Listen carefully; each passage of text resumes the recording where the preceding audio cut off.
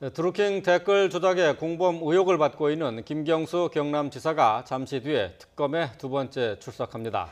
지난 1차 조사 때와는 다른 결정적인 증거를 특검이 제시할 수 있을지 관건인데요. 서울 강남역 근처에 있는 특검 사무실로 가보겠습니다. 신지원 기자. 네, 특검 사무실입니다. 네, 저 이제 30분 뒤면 김 지사가 출석을 할 텐데요. 현장 분위기 어떻습니까? 네, 김경수 경남지사는 오늘 오전 9시 반쯤부터 댓글 조작 사건의 피의자 신분으로 특검에 두 번째 출석합니다. 오늘도 이른 아침부터 지지자들이 파란 종이 비행기를 들고 김 지사를 기다리는 가운데 한쪽에서는 김 지사에 대한 엄정 수사를 촉구하는 목소리도 들립니다. 오늘 조사는 지난번과 같이 모두 영상으로 녹화되고 1차 조사 때 미처 확인하지 못한 질문을 살펴보게 됩니다. 앞서 김 지사는 댓글 조작과 인사청탁 등 관련 의혹을 모두 부인한 것으로 알려졌습니다.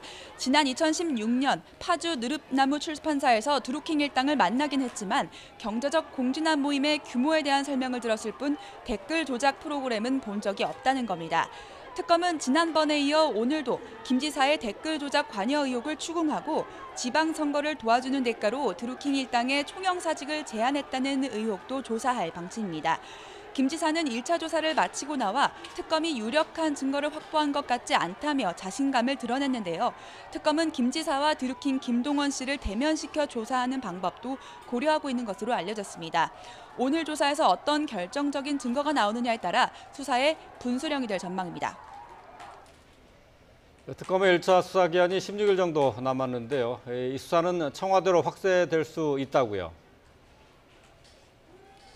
네, 그렇습니다. 특검은 송인배 청와대 정무비서관과 백원우 민정비서관을 소환해서 부르는 방안을 검토하고 있습니다. 송 비서관은 20대 총선 이후부터 지난해 2월까지 드루킹 김동원 씨를 직접 만나 경공모 간담회 사례비 명목으로 200만 원을 받은 것으로 알려졌습니다.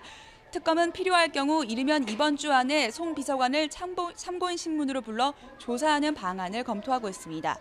백원우 비서관은 지난해 드루킹 김 씨가 김 지사에게 오사카 총영사직으로 추천한 필명 아보카로 알려진 도 변호사를 직접 면담한 것으로 알려졌는데요. 하지만 특검이 도 변호사에 대해 두 번째 청구한 구속영장이 어제 기각되면서 수사에 제동이 걸렸습니다.